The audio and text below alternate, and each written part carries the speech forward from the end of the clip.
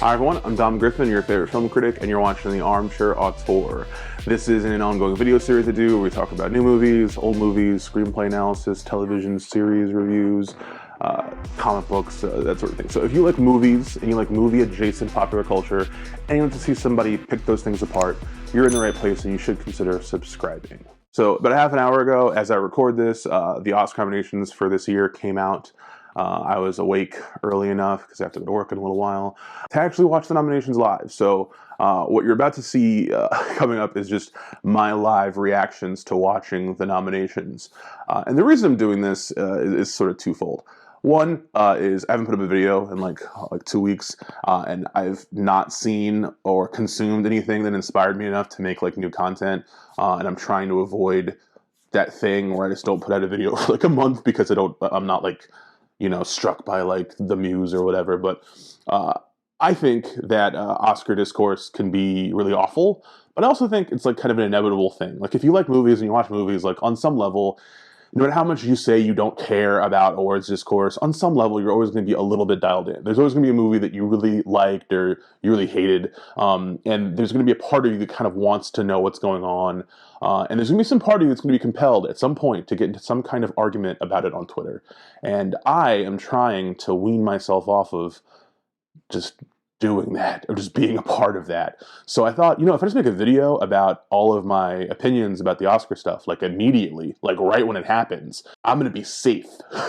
Because like I'll get it all out of me before I even start my day. Like I'm not even like dressed for work and stuff yet. And then by the time there's like actual discourse on my timeline, I can just like ignore it. Like I'll be free of this burden, in theory, anyway. That's the hope, I think, you know? So I'm going to let you guys watch just sort of the largely uncut 20 minutes or so of me just watching the nominations and my like live reaction musings. I just woke up when it happened, so I'm sorry. And then we'll come back here and I'll just give more like formed thoughts, I guess, about what has happened. And then, you know, I'll open the comments to you guys for your opinions and stuff.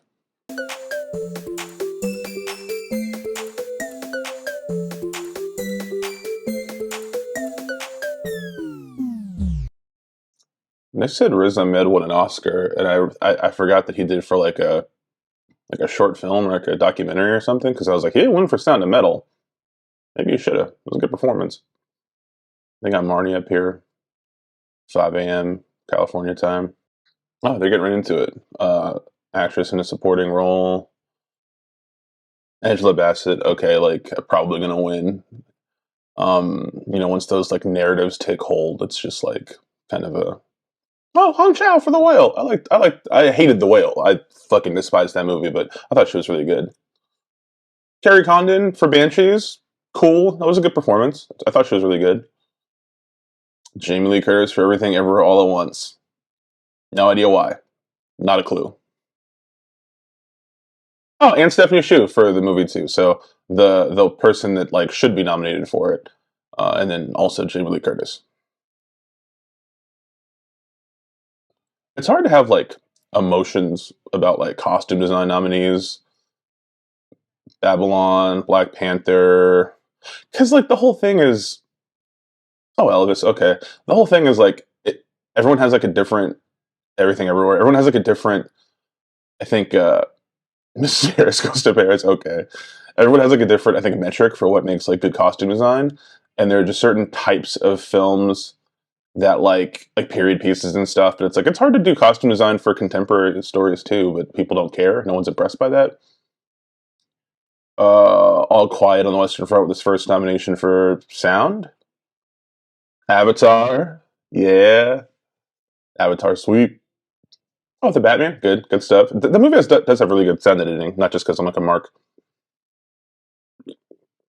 Elvis, sure. Okay, yeah, that's like.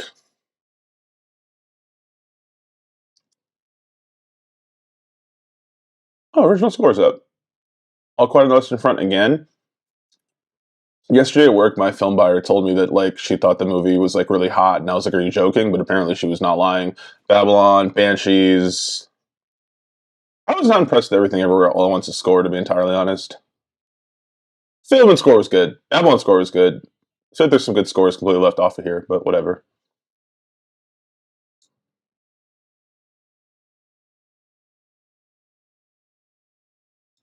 Adapted screenplay. All Quiet on the Western Front. What the entire fuck? I haven't seen this movie, so maybe it's really good. But I'm so over like war movies. Glass Onion with the Oscar nomination. Okay, sure. I haven't seen Living yet either, but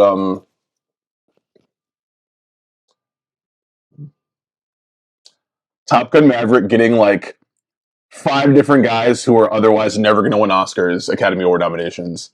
It's crazy. Oh, I've been talking. Okay, fair. Whatever.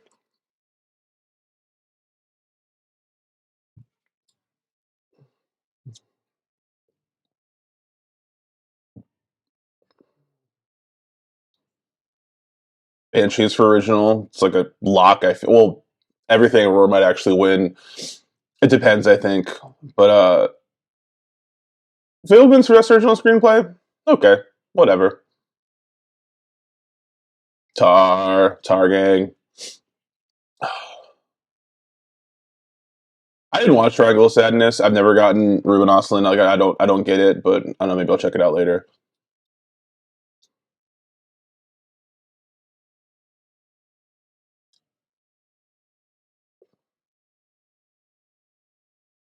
I'm gonna be 100% honest that I have basically no skin in the game on any of the short film stuff. So I'm gonna take this opportunity to just talk about some of the nomination things that just happened.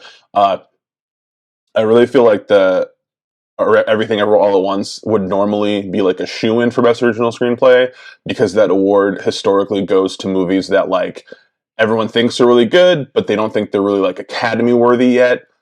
So like Pulp Fiction got Best Original Screenplay, like Get Out got Best Original Screenplay. Like the category has like a real history of um, applauding movies that are like quote unquote ahead of their time. Maybe that's a stretch, but like you know what I mean. So like if Everything Ever All at Once is not going to kill it in all the other big categories, it's 100% going to win Best Original Screenplay because that's like the award for that. That's like the award for like, hey, you did something cool or whatever. But if it ends up having more like bigger power, like like actually like a contender for Best Picture somehow, I can see it. I can see Banshees winning because it's like actually the best screenplay nominated, probably. I mean, Tar's really good too. Like both of them are very good. We're up to Best Supporting Actor now. Brendan Gleeson for Banshees, good shit. Brian Tyree Henry for okay, all right. Judd Hirsch for his 6 minutes of screen time in The Fablemans. Go Judd. Barry Keoghan for Banshees. Didn't think that was going to happen. That's pretty cool, I guess. I like Barry. And Ke Kwan for Everything Ever All at Once. I feel like there's some big names missing there to make space for fucking Brian Tyree Henry, but like whatever. I'm not a fan. I mean, I like Tyree Henry. I like him. I think he's a good actor. I just mean like I'm not a fan of most of the roles he's been taking post Atlanta, and I had like next to zero interest in fucking watching Causeway. So I don't know. Ooh, a break. That's cool. I just thought they were going to sprint through this, and I could maybe squeeze in a nap, but probably not.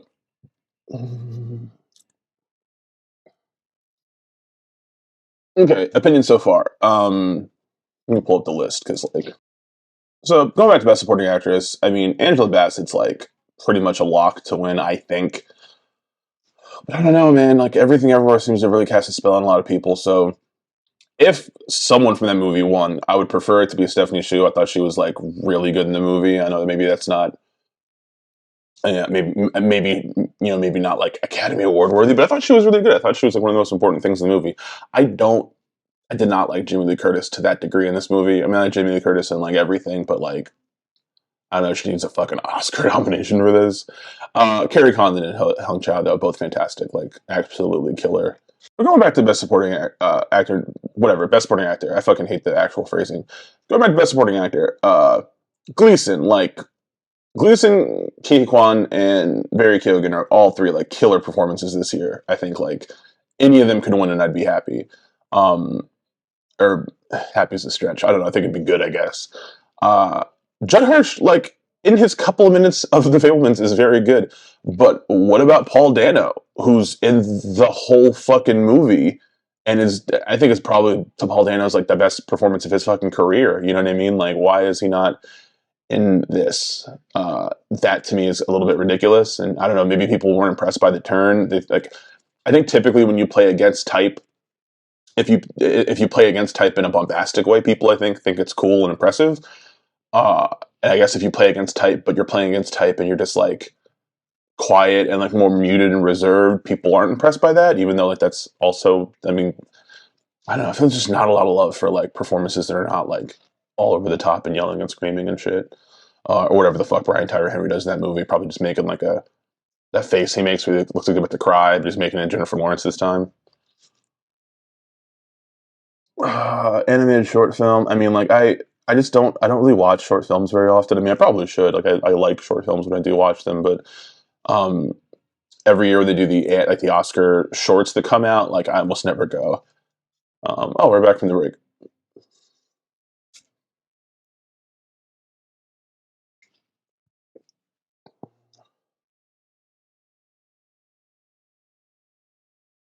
Best original song. It's a beloved category. Applause from Tell Like a Woman. I don't know what that is. Oh, Lady Gaga song from Top Gun Maverick. That's cool. That Rihanna song from Black Panther Forever sucks, but whatever. Not to from RRR and some other bullshit. I don't even know what song from Everything Everywhere All Once they're talking about, but like this has got to be Not to. Come on, let's be real. Best doc. I didn't really watch like any documentaries this year. I'm a little ashamed of that. So I didn't see all the breathes. I didn't see all the beauty and the bloodshed. Like they sent me a screener for it too. I feel kind of ashamed. I didn't see Fire of Love either, but I heard it was really good. House Made of Splinters sounds like made up, but okay. And Navalny, yeah. I have not been in like a real world mood. Okay, best documentary short film, don't care. But like part of the reason why I've not been in the mood to watch a lot of documentaries is that like the ones I'm always recommended are always about topics and subjects that are like really depressing. And I there are documentarians who tell amazing, beautiful stories about the real world using footage and interviews and stuff like that. But just in general, like I would rather watch like a fictional movie about the real topic, if that makes sense. I don't very rarely do I see a documentary and I just feel like crazy about it. Okay, best international feature. All Quiet on the Western Front, I guess, is just going to win this award. I forgot it even came out. Argentina 1985, I didn't see that. They also sent me a screener. I'm a bad critic. Close. I didn't see that either. Oh, Eno got a nomination. That's surprising. I do plan on watching that. And The Choir Girl. So nothing for RRR or Decision to Leave. Disgusting. Unsurprising, but disgusting. Best animated feature, GDT's Pinocchio. Good for him. Oh, Marcel the Show with shoes on. That's cool for that movie, I suppose. Puss in Boots got a nomination. All the people on Twitter who love that movie are going to be very excited. I don't know what the Sea Beast is. I didn't see it. And Turning Red. Okay. I kind of thought that was going to get left out, to be entirely honest, so it's cool that it wasn't. Makeup and hairstyling is such a wild category because I feel like only makeup people actually seem to care about it. Like I never see regular people talking about this. The Batman got a makeup nomination. That's cool. Black Panther, I guess that makes sense. I guess I have to watch All the Quiet on the Western Front now. Elvis. Okay. And The Whale. Best production design.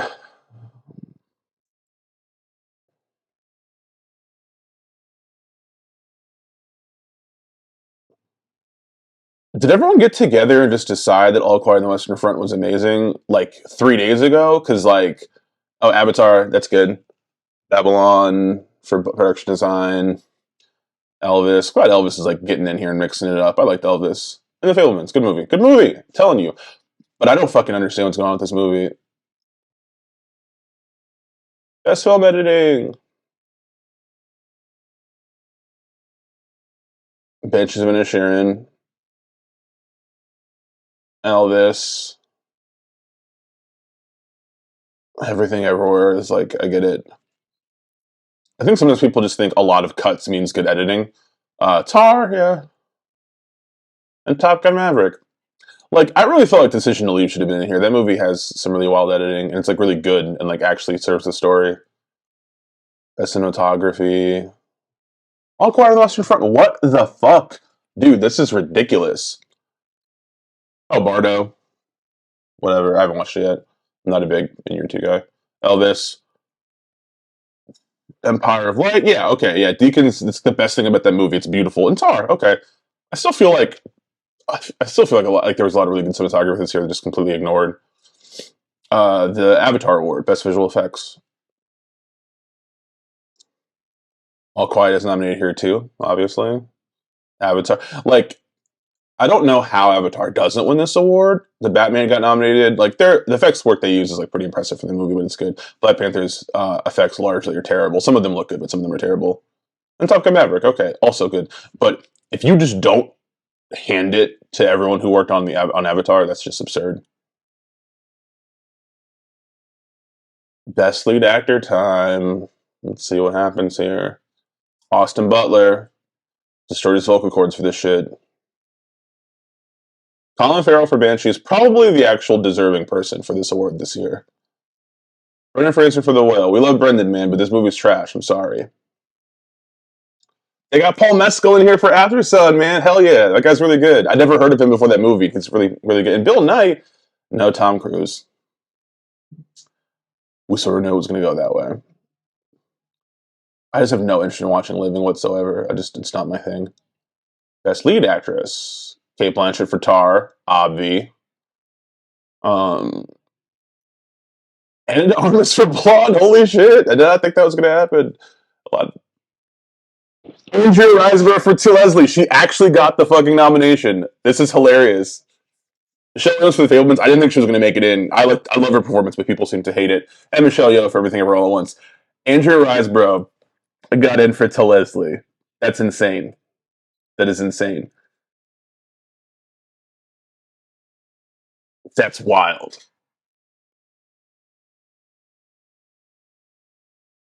Martin McDonagh got in for Best Director. Weird, but okay. The Daniels for Everything Ever All at Once. Spielberg for The Fabelmans. Obvi. Todd Field for Tar. Thank God, man. Killer director. Really good movie. Rubin for Triangle. Eat a dick. All right, it's Best Picture time. Oh, they doing the full 10, the whole shebang. Oh, Quiet on the Western Front, for fuck's sake. I guess this is probably going to be the only Best Picture nomination I haven't seen yet. I've seen Avatar, and it definitely deserves to be here. I don't give a fuck what you say. Banshees of Inisherin. It's a really good movie, man. It's one of the best movies I've seen all year. I really loved it. Elvis with the Best Picture nomination. Way to go, Baz. It's a pretty damn good movie. Everything Everywhere gets its Best Picture nomination. Good for them. Props. The Fabelmans. It's pretty easy. When Everything Everywhere All at Once loses at random, those people are going to be so insufferable on Twitter. It's not even funny. Tar made it in. Okay. One of the best movies of the year, easily. Top Gun Maverick. Literally saved the film industry last year. Give it up. Okay, I did not see Triangle of Sadness either. I just had no fucking interest, but I guess I'll watch it. And Women Talking got in, which just feels like kind of a like, okay, pretty good movie. I can't even say pretty good. There's just, I don't know. Like I liked part of the movie, and then I should make a video about it later. I watched it like a month ago. It just was not. That's all of them. Okay, well, let me go drink some water, and then I'll come back here with some more thoughts. So yeah, some surprises out of all that, right? I mean, I remember in the theater I run, we opened All Quiet on the Western Front. I want to say like October or something, maybe-ish. My life is like one long day. It's hard to tell when things happen. But when it happened, I was like, this goes up on Netflix in like a week. Why are we even opening it? And it didn't do very well. Like, it did okay, if I recall. but it did not seem like a movie that like was important or was going to have any kind of Oscar implications later. And then I kind of forgot it existed. And then literally yesterday, my film buyer was giving me a list of movies we're going to be bringing back because, in anticipation of the Oscar nominations today. And she was adamant that I find, more shows for All Quiet on the Western Front. I was like, it's literally, like, why am I doing that? Like, if some people can just go stream it. She was, it's really hot right now. And I was like, we don't always agree on what is going to make money, But I was like, okay, you got it, I guess. And then today, I don't know, 40 nominations or whatever, like, maybe she was right. It's a movie that I had very little interest in seeing. I think I've read the book in like high school. They've made like several movies, I think, based on it. I haven't watched any of them. I'm not a war movie guy, for real. Like, unless the movie itself is like, kind of transcends that genre. Like, it's not, I didn't really like fucking 1917. I didn't like Dunkirk that really very much at all. Like, the number of war movies I genuinely am really into is like very, very narrow. And most of it's just the Thin Red Line. So that surprised me. That movie being up for that many awards, weird. But I guess, I don't know. I don't know if it's just a consensus was formed, but amongst the voters that was like, we got to vote for a foreign film, and like Decision to Leave is too weird and RRR is too much. Like, so this is going to be the thing. I don't know. Silly to me. I mean, I can't say that because I haven't seen the movie. Maybe it's a really good movie. I'll attempt to watch it soon. I usually, no matter what, I always try to make sure I watch all of the Best Picture nominees. And for the last few years, by the time the nominations come out, I've seen every movie already. But this year, I did not see All Quiet on the Western Front. I did not watch Triangle of Sadness. So I'll rectify that soon-ish, I guess. There's like snubs, but like they're not snubs to people who understand how these things work. So like Nope basically got shut out, and it's a great movie, but I'm not surprised at all because like Get Out being like an Oscar movie was like such an aberration. And like I said, at the time it was like best original screenplay. Here you go. You did something cool, but we do not recognize you as a Jedi, whatever. It was like, you're in here, but you're not really in here. And that's kind of why Us got ignored, even though Lupita Nyong'o should have been nominated for Best Actress, possibly should have won that year, So, like, I'm not surprised that Nope was completely shut out. Like, my 3 favorite movies of the year were basically RRR and Decision to Leave and Pearl. And, like, those 3 movies just completely got, like, I mean, RRR's got the Not Too thing going for it, and I think there's a very good chance it'll win Best Original Song because it's fucking amazing. But I think the film itself should have gotten a little bit more consideration, considering it was like such a big phenomenon. You know what I mean? Maybe it wasn't a big phenomenon. Maybe that's just like a film Twitter bubble thing. But I don't know. Bigger than some of the other movies that were listed, in my opinion. But whatever. The other snubs that like stick out to me are mostly just like personal taste. Like, I understand that it was never going to happen, but I felt like Tom Cruise should have gotten the Best Actor nomination for Top Gun. I don't know, man. He put the whole film industry on his back all year, and it happens to be one of his better performances. I think it would have been cool, but what do I know? Tang Wei not being nominated for Decision to Leave in the Best Actress category is insane, because she's just so good. Like, I accepted that Mia Goth wasn't going to get a nomination. Like, they didn't even campaign for her. That's like my actual performance of the year. The 2 of them being completely cut out, not for me. Not a fan of that. I'm glad that Stephanie Hsu got in for Best Supporting Actress alongside Jamie Lee Curtis. I just still don't get why Jamie Lee Curtis was nominated or has been getting as many awards. I think she's like one of the like least good or important things in that movie. And I'm pretty sure if you went back over Everything Everywhere, I've only seen it the original time when it came out or before it came out. I have not watched it or rewatched it since. But I have a strong feeling if I revisit it, the number one thing I'm going to think the whole time is like, she should have less screen time. We can cut this. Because that is a movie that has fat on the bone that is extraordinarily trimmable. I don't want to say I'm shocked that Babylon didn't get a Best Picture nomination because, like, it's, underperformed and people shit on it and stuff, but, like, I definitely thought as a movie that it was better than, like, quite a few of the Best Picture nominees, so, like, I don't know. I think it definitely should have gotten in there. I'm surprised that the cinematography for that movie wasn't nominated. I'm surprised the cinematography for Nope wasn't nominated at least. Like, if Nope was going to get something, I thought that should have been it. Like, I'm really surprised that Trent Reznor and Atticus Ross didn't get nominated for Empire of Light, because their score and Roger Deakins' cinematography is like the best things about that movie. So that would have been cool. Let me look at the actual nominees for Best Score, because I was like, sure, okay. I was like, not All Quiet on the Western Front, whatever. Babylon, okay, makes sense. Banshees, I guess. Everything Everywhere. I don't remember the music for that movie being very good. And then Fableman's, it's like John Williams. It's like probably him and Spielberg's last big thing together. So like that's cool, I get it. But I don't know. I thought there was just more interesting scores out this year, or more memorable ones too. There aren't a ton of other like snubs that are like, I can't believe this got left out. Anything that got left out that I personally was really into or lauded, I was like, yeah, that's the type of thing they normally ignore, like whatever.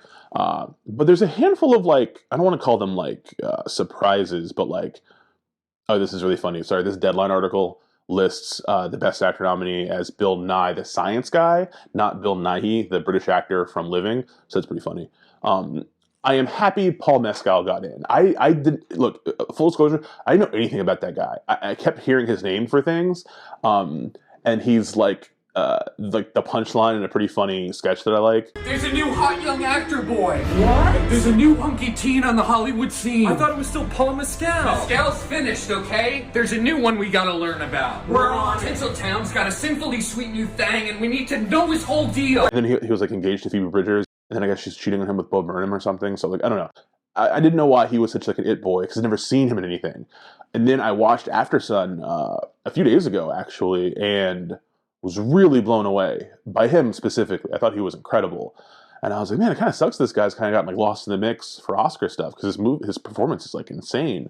So when I saw that he got in, I was very happy for him. I was like, that's nice. Like he definitely, I feel like he definitely earned it. I think that kid's going to be big, probably. Maybe everyone else already knew this, and I'm just very late to the party. But I see some good stuff for him in the future. I'm a fan. The Best Actress, I just want to say, I happen to like Blonde. I know most people hate the movie, and I don't begrudge them those feelings at all. I like the movie for the most part, and I really liked Anna de Armas in it. So I was actually pretty stoked for her getting a nomination. I know people are going to throw tomatoes in their minds at her and this movie, but I thought that was nice. I thought she was pretty good, you know? Michelle Williams, I didn't think was going to get in because I saw so many people just shitting on her performance in the movie, even though I thought it was really good and like pretty important for the Fabelmans. I think for most people, mentally, it comes down to Cate Blanchett or Michelle Yeoh. Both fantastic performances. Either one of them could win, and I'd live with it. Andrew Riseborough into Leslie had this like random, like out of nowhere micro campaign for her because the movie that she's in made like no money, and like most people hadn't seen it. It was like a big thing on Twitter. If you look at the link in the description below, I wrote about that movie for my column at the Baltimore Beat this week. I didn't know she was really going to get the nomination when I wrote it. I wrote this like a week ago, so that's kind of funny. But if you want to know about that movie and that whole campaign and stuff and her performance in it, you can read that. Very funny to me that actually happened. Good for her, man. She's a good ass actress, and you know, kudos. We'll see what happens. But I will say, looking at the Best Pictures, like Best Picture nominees, I liked most. I mean, I've seen 8 of these 10 movies, and I didn't dislike any of them. Loved Avatar, loved Banshees, mostly liked Elvis, mostly liked Everything Everywhere. Love Fabelmans, love Tar, love Top Gun. Women Talking is the only movie on here that I watched, and I was mostly pro, but I wasn't crazy about. And I feel like it's the sort of movie I would need to watch again to like fully form an opinion. But additionally, I have no interest in fully watching it again. I just don't want to. It's very depressing subject matter, and then also the way it is told is like it can be kind of difficult to really get into because it starts to feel so fake. And at first, it's like artificial in like an interesting sort of like this is like a fable kind of way. But then it just started to feel like I was like reading a Twitter thread, and I don't know. I feel like I got to see that movie again to form a real judgment. But like, good for it being in here in the Best Picture race. But it's like Sarah Polley didn't get the Best Director. I got the screenplay nomination. None of the actresses are nominated for it because it's such an ensemble piece that I'm pretty sure everybody who was good canceled each other out. So I'm a little bit surprised to see it here, but like not entirely. I don't know, like, I mean, as I get older, I get less worried and up in arms about the Oscars, because I think so much of the Oscars is not about necessarily rooting for your favorite movies. It's more about rooting against the movie that you don't want to win. Like, I feel like the Oscar discourse every year needs like a heel. Every year there needs to be a movie that we all agree sucks. And by we all, I mean like nerds. We agree sucks, but that like the old evil white Oscar voters love. And every time that's the thing, that's when people get really invested in the Oscars. They enjoy rooting against some movie they deem unworthy, especially if it's a movie that they think that some kind of like rich establishment deems worthy. So like Green Book, Green Book's fucking horrible. Green Book becoming like this big Oscar phenom was like, fuck Green Book, and we all did that. You know what I mean? But I remember last year there weren't really any nominees that were like, I hate that movie. You know, it was just a bunch of stuff. It was just a bunch of movies, and most of them were pretty good, and some won awards and some didn't. I mean, I feel like the closest thing to being like an undeserving outlier was like Coda, and even that movie's like fine. It's a pretty sweet little movie. You know what I mean? Like good for it winning. Um, to me, every time we talk about what's a good Best Picture, bad Best Picture, good Oscar winner, bad Oscar winner, it's just like, is it better than Crash? Like Green Book, I think was actually worse than Crash, so that's why I really hated Green Book. But like any other movie that people go, is that really an Oscar movie? Does that really exemplify the Academy Awards? Crash. If it's just, even if it's a little bit above here, that's fine. That to me is like basically like rock bottom. There's maybe been worse Best Picture winners, maybe, but I doubt it. I think Crash is the bottom of the barrel. So like every time this stuff comes up, it doesn't matter if it was even a pretty good movie. You could make a case that it's deserving of these awards because all this stuff's subjective anyway. And half the time it all boils down to like politics. It boils down to like the narratives that form from these campaigns and all sorts of weird things. Like there's entire like people whose whole job is being like an Oscar prognosticator. And they spend the whole year, you know, like analyzing festival reactions and stuff. They probably keep spreadsheets about how this is all going to go. And like, that's the whole thing. There's like a whole cottage industry of that. But really, if you like movies and you love movies and you care about movies, you don't really care that much about the Oscars, you know?